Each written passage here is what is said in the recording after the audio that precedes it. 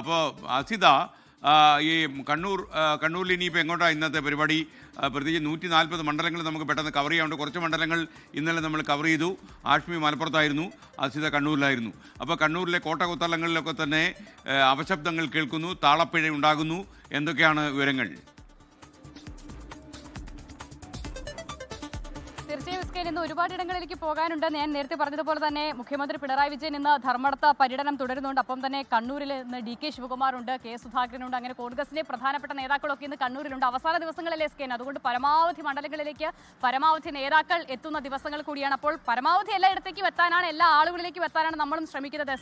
എസ്കെൻ എന്തായാലും സൂചിപ്പിച്ചതുപോലെ കണ്ണൂര് LDF-നും UDF-നും ഒരുപാട് ആധിപത്യമുള്ള ജില്ല എന്ന് പൊതുവിൽ പറയാറുണ്ട്. പക്ഷേ ഈ തെരഞ്ഞെടുപ്പുമായി ബന്ധപ്പെട്ട ആദ്യം ചില പ്രശ്നങ്ങൾ ഉയർന്നു കേട്ടതും രണ്ട് മുന്നണികളിലും കണ്ണൂരിൽ നിന്നാണ് എന്നുള്ള പ്രത്യേകതകൾ കൂടിയുണ്ട്. അപ്പോൾ ഇതൊക്കെ എങ്ങനെ തെരഞ്ഞെടുപ്പ് കളത്തിൽ പ്രതിഫലിക്കുമെന്നത് അറിയില്ല. ആളുകളുമായൊക്കെ സംസാരിക്കുമ്പോൾ പല ആളുകളും പല അഭിപ്രായങ്ങളാണ് പറയുന്നത്. സ്കെൻ എന്തായാലും നിലവിൽ അതൊന്നും കേട്ട് നമുക്ക് എന്താകും ജനവിധി കേരളത്തിൻ്റെതെന്ന് ഒരു തരത്തിലും ഊഹിക്കാനേ കഴിയുന്നില്ല. തീർത്തും അപ്രതീക്ഷിതമായ നിലയിലേക്ക് തന്നെ കാര്യങ്ങൾ മാറുമെന്നുള്ളതാണ് തോന്നുന്നത്. ഇന്നിപ്പോൾ വിവിധയിടങ്ങളിൽ നമുക്ക് പോകാനുണ്ട്. ധർമ്മടം ഉൾപ്പെടെയുള്ള മണ്ഡലങ്ങളിലേക്ക്, മട്ടന്നൂരിലേക്ക് പോകാനുണ്ട്. എല്ലാ മണ്ഡലങ്ങളിലേക്കും ഓടിയെത്താനുള്ള ശ്രമത്തിൽ കൂടിയാണ് സ്കെൻ. ആകെ 3 ദിവസം കൊണ്ട് കണ്ണൂർ ജില്ല ആകെ ഒരു ഓട്ടപ്രദക്ഷിണം നടത്തി ഓരോ ജനങ്ങളിലേക്കും എത്തി എന്താണ് ജനങ്ങളുടെ പൾസ് എന്ന് നേരിട്ട് നമ്മുടെ പ്രേക്ഷകരെ കൂടി അറിയിക്കാനുള്ള ശ്രമമാണല്ലോ സ്കെൻ. അപ്പോൾ അങ്ങനെ ഇന്നിപ്പോൾ എന്തായാലും പ്രധാനപ്പെട്ട നേതാക്കളുള്ള ഇടങ്ങളിലൊക്കെ എത്തണം. ഒപ്പം തന്നെ ഇന്ന് ശശി തരൂർ MP ഈ തെരഞ്ഞെടുപ്പിൽ മുൻപൊക്കെ കോൺഗ്രസുമായി ഒരുപാട് പിണക്കുമൊക്കെ മാറി നിന്നിരുന്നെങ്കിലും ഈ തെരഞ്ഞെടുപ്പിൽ പക്ഷേ അവരുടെ ഒരു സ്റ്റാർ പ്രചാരകനായി എല്ലാ മണ്ഡലങ്ങളിലേക്കും അദ്ദേഹം എത്തുന്നുണ്ട്. അപ്പോൾ ശശി തരൂർ MP ഉൾപ്പെടെയുള്ള ആളുകളിലേക്ക് പോകണം. പക്ഷേ സ്കെൻ ഇപ്പോൾ കണ്ണൂരിൽ വന്ന് പ്രത്യേകിച്ച് ഈ അവധി ദിവസങ്ങളായതുകൊണ്ടാണോ എന്നറിയില്ല, രാവിലെ ഇപ്പോൾ ബസ് സ്റ്റാൻഡ് പരിസരത്തേക്ക് വരുമ്പോൾ പോലും ആളുകൾ വളരെ കുറവാണ് സ്കെൻ.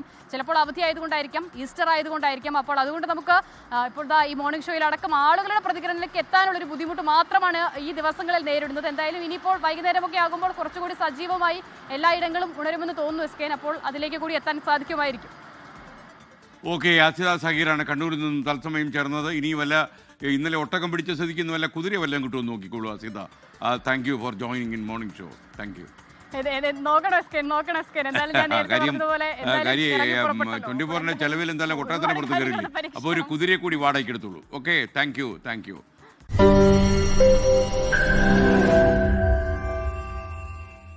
ലോകത്തെവിടെയായാലും ഏത് സമയത്തും 24 വാർത്തകളും ഓഗ്മെന്റഡ് റിയാലിറ്റി പാക്കേജുകളും എക്സ്പ്ലെയിനറുകളും വിശദമായി കാണാൻ ഞങ്ങളുടെ YouTube ചാനൽ നിങ്ങൾക്ക് സബ്സ്ക്രൈബ് ചെയ്യാം.